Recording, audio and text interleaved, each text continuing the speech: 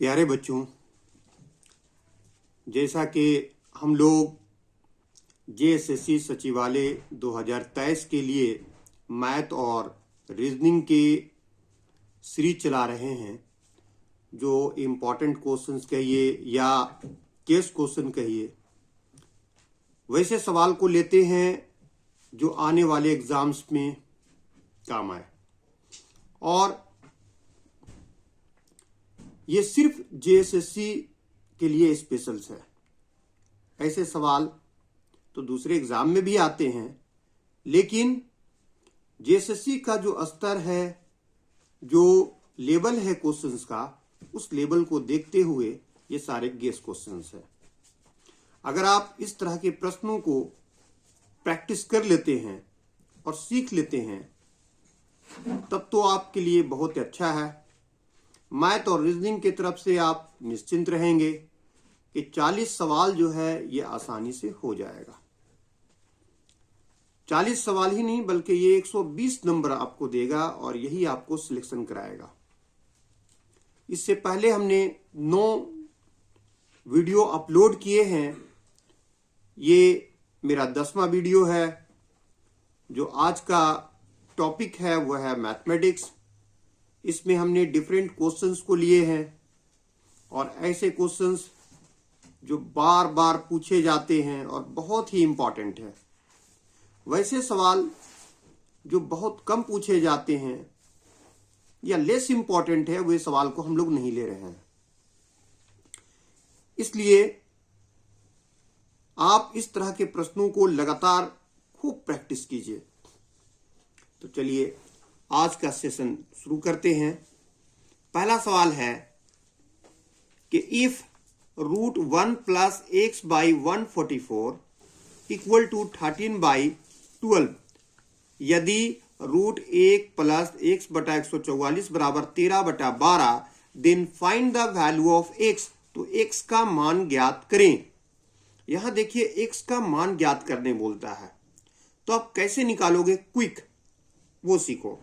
देखो, एक तरफ से स्क्वायर हटाओगे तो दूसरे तरफ स्क्वायर चढ़ेगा, एक तरफ से रूट हटाओगे तो दूसरे तरफ स्क्वायर चढ़ेगा। यहां से रूट हटाएंगे तो ये इसका स्क्वायर चढ़ेगा। अब देखो, इसका एलसीएम लोगे आप, 1 और 144 का एलसीएम तो आएगा 144। ये कितना आ जाएगा? 144, 144। 1 का टेबल आप पढ़ोगे कितनी बार? 144 बार। 144 को 1 से गुना करोगे तो ये हो जाएगा 144, प्लस इससे इसको डिवाइड दोगे तो ये कैंसिल हो जाएगा, बचेगा ऊपर में x। और इधर क्या हुआ? रूट हटाया तो दूसरे तरफ स्क्वायर। 13 का स्क्वायर हुआ 169 और 12 का स्क्वायर हुआ 144। आप नीचे देखो तो 144 कैंसिल हो गया। हमें निकालना है x का वैल्यू, तो x बराबर हो जाएगा 169। इस तरफ से प्लस 144 है, उधर जाएगा तो माइनस 144 और सब्ट्रैक्ट करोगे तो यह आ जाएगा 25। घटाओ, 9 में से 4 गया 5, 6 में से 4 गया 2, 1 1 कैंसिल हो गया 25। तो देखिए इसका कौन सा आंसर होगा? Option D. तो ऑप्शन डी जो है वो इसका आंसर होगा। कितना आसानी से बन गया। और ये सवाल एक नहीं कई बार पूछे गए हैं, कितना इंपॉर्टेंट है। अब देखो नेक्स्ट, दूसरा सवाल। Find the place value of 7 in 83721718। 8 3 7 2 1 8 में 7 का स्थानीय मान, प्लेस वैल्यू मतलब स्थानीय मान क्या है? हम कभी इंग्लिश में और कभी हिंदी में क्वेश्चंस इसलिए कर रहे हैं कि शुरू में सब हम हिंदी में किए हैं। बहुत सारे स्टूडेंट का कहना है कि सर आप इंग्लिश में नहीं कर रहे हैं, थोड़ा सा दिक्कत होता है। हालांकि हम दोनों वर्जन में बता देते हैं, इसलिए आपसे ऐसे ही किए कि कुछ क्वेश्चंस को हम कभी इंग्लिश और कभी हिंदी में सीरीज लाएंगे। इंग्लिश होगा तो उसका हिंदी ट्रांसलेट कर देंगे और हिंदी होगा तो उसका इंग्लिश। इसलिए किसी को कोई दिक्कत नहीं होनी चाहिए। इस सवाल में बोलता है कि 8 3 7 2 1 8 में 7 का स्थानीय मान क्या है? Find the place value of 7 in 7218। तो प्लेस वैल्यू निकालने बोलता है किसका, 83718 में 7 का। तो देखो 7 बोलता है तो 7 के नीचे तो 7 लिख दो, और इसके दाएं छोर राइट साइड में कितना है, 1 2 3 डिजिट है तो 3 जीरो बैठा दो। तो यही इसका प्लेस वैल्यू हो गया। प्लेस वैल्यू कितना हो गया, 7000, और यही इसका आंसर हो गया। तो प्लेस वैल्यू हो गया 7000। 7000 कहां है, ऑप्शन नंबर ए में। क्लियर है। अगला सवाल, इन ए ट्रायंगल ए बी सी, त्रिभुज ए बी सी में angle A is to angle B is to angle C, कोण ए अनुपात कोण बी अनुपात कोण सी बराबर 2:3:4 दे रखा है। 2 3 4 का अनुपात दे रखा है। A line C D drawn parallel to A B, एक रेखा है जो ए बी के समानांतर खींचा गया। Then angle A C D is, तो बताओ ए सी डी का वैल्यू क्या होगा। देखो एक ट्रायंगल है, ट्रायंगल क्या है, ए बी सी एक ट्रायंगल है। इसमें कोनों का अनुपात दे रखा है 2 3 4। पहला ए है तो ए का होगा 2, ये 2 है, तो अनुपात के साथ कुछ ना कुछ हम लोग जोड़ देते हैं, जैसे 2x 3x 4x, या x जोड़ो y जोड़ो z जोड़ो, कुछ ना कुछ जोड़ देना है। इसके साथ जोड़ोगे तो ये 3x, और ये ऐड करेंगे तो इसको हो जाएगा 4x। ठीक है। अब बोलता है ये लाइन CD ड्रॉन, एक CD लाइन ड्रॉन किए हैं पैरेलल टू ए बी के पैरेलल। ये इस लाइन जो है, ये लाइन इस लाइन के पैरेलल, तो इस लाइन के पैरेलल जब करेंगे तो कुछ ऐसा होगा। ये पैरेलल हो गया, ये क्या हो गया, पैरेलल। ये और ये पैरेलल हो गया, तो निकालने बोलता है ए सी डी, ये डी है ना, CD पैरेलल खींचा गया ए बी का, तो ए सी डी ये वाला कोण निकालने बोलता है, ये कोण। तो देखो हम जानते हैं कि ये और ये समानांतर है, इसको कोई तिर्यक छेदी रेखा काट रही है, तो जो कोण ये होगा वही कोण ये होगा। इसे कहते हैं एकांतर कोण हिंदी में, इंग्लिश में कहते हैं अल्टरनेट एंगल। लेकिन उससे पहले अब इसका वैल्यू निकालो। यहां देखो हम जानते हैं कि तीनों त्रिभुज के तीनों कोणों का जोड़ 180 डिग्री होता है। The sum of all angle of a triangle is always 180 degree. तो जोड़ोगे यहाँ 2x और 3x, 5 और 4 9, तो ये हो जाएगा 9x। 9x is equal to क्या होगा, 180। त्रिभुज के तीनों कोणों का जोड़ 180 डिग्री, तो 2 और 3 5 5 4 9, 9x बराबर 180 डिग्री हो गया। 9 से काटो, 9 इकाई 9, 9 दूनी 18 0, तो x का मान निकल गया कितना, 20 डिग्री। अब हमें निकालना है कोण ए सी डी, तो कोण ए सी डी और ए सी डी किसके बराबर होगा, ये कोण 4x के बराबर होगा। और यहां देखो 4 और x का मान निकला है 20, इसको गुना कर दोगे तो ये हो गया 80 डिग्री। ठीक है, बहुत ही आसानी से। तो कौन सा ऑप्शन होगा, इसका भी ऑप्शन ए होगा। Option A 80 degree. कितना आसानी से बन गया, ये ज्योमेट्री चैप्टर से रिलेटेड था। अब आप देखो next question, find the area of a rectangle having 15 metre length and 8 metre breadth. बोलता है एक आयत का क्षेत्रफल ज्ञात करें जिसकी लंबाई 15 मीटर और चौड़ाई 8 मीटर है। एक ऐसा आयत जिसकी लंबाई 15 मीटर और चौड़ाई 8 मीटर है, उसका क्षेत्रफल ज्ञात करें। ये देखो ये सब ऐसा सवाल है, बस खाली देखिए और आंसर हो जाएगा। ये आयत है, आयत की लंबाई दिया हुआ है 15 मीटर और चौड़ाई दिया हुआ है 8 मीटर। ठीक है, find the area of a rectangle having 15 metre length and 8 metre breath.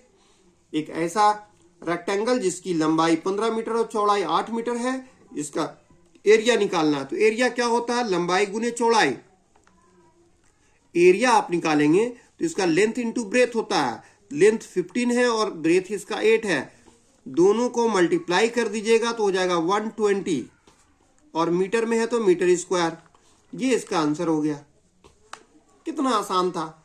तो ऐसे सवाल को कुछ नहीं, दोनों को खाली गुना कर दीजिए, लंबाई गुने चौड़ाई, तो आपको मिल जाएगा area. To find the area of a rectangle just multiply with length with breadth. लंबाई को चौड़ाई के साथ गुना कर दीजिए, निकल जाएगा उसका क्षेत्रफल।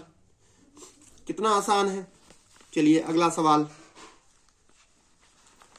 Question number 5। क्वेश्चन नंबर 5 क्या बोलता है, देखो। Moving 6/7 of its usual speed a train is 10 metre late. बोलता है कि सामान्य गति सिक्का 6/7 भाग से चलने पर एक व्यक्ति है या ट्रेन है वो 10 मिनट लेट पहुंचता है।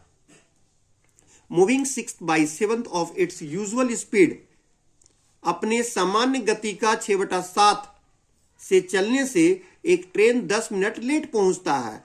Find its usual time to cover the journey. एक सफर को, एक यात्रा को तय करने का सामान्य समय क्या होगा यदि वो स्पीड को घटा के चल रहा है। 6/7 है, नीचे हर बड़ा है, अंश छोटा है, numerator is less than denominator, तो इसका मतलब है कि वो यूजुअल स्पीड जो है उससे वो कम में चल रहा है। अगर वो कम में चल रहा है तो इसकी वजह से वो 10 मिनट लेट हो रहा है। तो ये 10 मिनट जो लेट हो रहा है किसकी वजह से, ताकि वो अपनी स्पीड घटा दिया। अगर वो स्पीड नहीं घटाता, यूजुअल स्पीड पे रहता, नॉर्मल स्पीड पे रहता, तो बताओ उस जर्नी को कवर करने में, पूरा करने में कितना समय लेता है।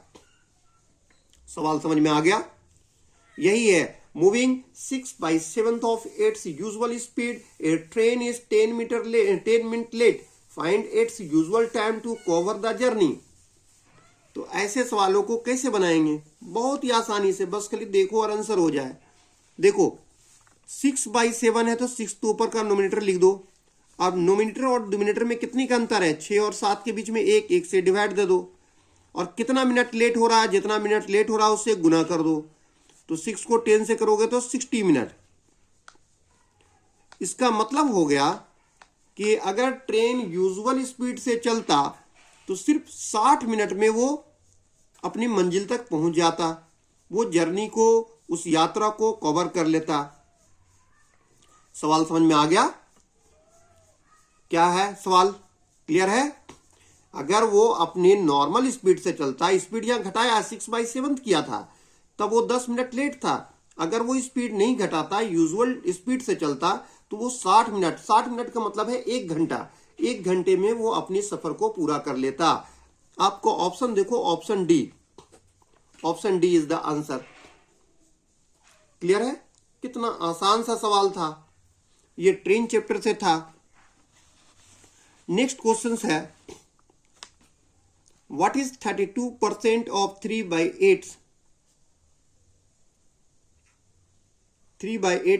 ऑफ 5000। बोलता है 5000 का 3/8 का 32% क्या है। What is 32% of 3/8 of 5000। 5000 का 3/8 का 32% क्या है। तो कैसे निकालोगे आप इस तरह से सवाल, ये परसेंटेज से रिलेटेड है, बहुत आसान है। देखो 32% बोलता है तो 32/100 कर दीजिए। ऑफ का मतलब इंटू 3/8, फिर इंटू 5000, सबको मल्टीप्लाई। अब देखो कैसे बनेगा। यहां से 2 जीरो, ये 2 जीरो कैंसिल हो गया। यहां से करो 8 के 8, 8 चौके 32, 8 1 जा 8, 8 4 जा 32। अब गुना करोगे 4 तिया 12, 12 पचे 60 और 1 जीरो बैठेगा, तो इसका आंसर आ गया 600। 5000 का 3/8 का 32% कितना होगा, तो 600। Option number D. बहुत ही सिंपल सा क्वेश्चन। अब आज के क्लास का आखिरी क्वेश्चन दिया हुआ है, 3.2/3 plus 2.3/4 plus 1.1/2 equal to what. इतना बराबर बोलता है क्या होगा, इसको जोड़ना है, सिंपल सा फ्रैक्शन है। कौन सा, मिक्स फ्रैक्शन है। तो कैसे आप ऐड करोगे, देखो सबसे पहले तो इसको ऐड कर दो, पहले वाला 3 और 2 5, 5 और 1 6, आएगा कितना 6। अब आपको ऐड करना है 2/3, 3/4। अब किसको ऐड करना है, 2/3 प्लस 3/4 प्लस 1/2, इसको ऐड करना। तो इसकी एलसीएम लोगे 3, 4 और 2 का एलसीएम तो आएगा 12। 12, 3 का पहाड़ा 4 बार पढ़ोगे तो 12 आएगा, 4 दूनी 8, 3 का टेबल 4 टाइम, 4 टू जा 8, 4 का टेबल 3 टाइम, 3 को 3 से मल्टीप्लाई करोगे तो 9, 2 का टेबल 6 टाइम, 6 को 1 से मल्टीप्लाई करोगे तो 6, इन सबको ऐड कर दोगे तो 6 प्लस 9 15, 15 प्लस 8 23, 23/12। अब 23 को 12 से ऊपर में न्यूमरेटर अगर बड़ा हो तो उसको डिवाइड दिया जाता है डिनोमिनेटर से, अंश बड़ा हो हर से, तो 23 को 12 से भाग दोगे तो ये होगा 1.11/12। अब यहाँ 1 है ना, इस 1 को जो निकला वो इस 6 के साथ ऐड होगा तो 6 प्लस 1 मिलके हो जाएगा, इट बिकम 7 11/12। ये हो गया आंसर। तो आपका ऑप्शन क्या होगा? 7.11/12। ये है ऑप्शन नंबर सी। तो देखें कि कितने आसानी से ये सारे सवाल को बना दिया गया। कहीं पर भी कोई दिक्कत हुआ किसी भी सवाल में? अगर कहीं पर भी कोई भी दिक्कत है तो बताइए मुझे। सब आसानी से बन गया है ना? कहीं पर भी कोई दिक्कत है? इसको क्या किए, 3 2 5 और 1 6, 6 तो लिखे, 6 से कम वाला कोई ऑप्शन नहीं आना चाहिए।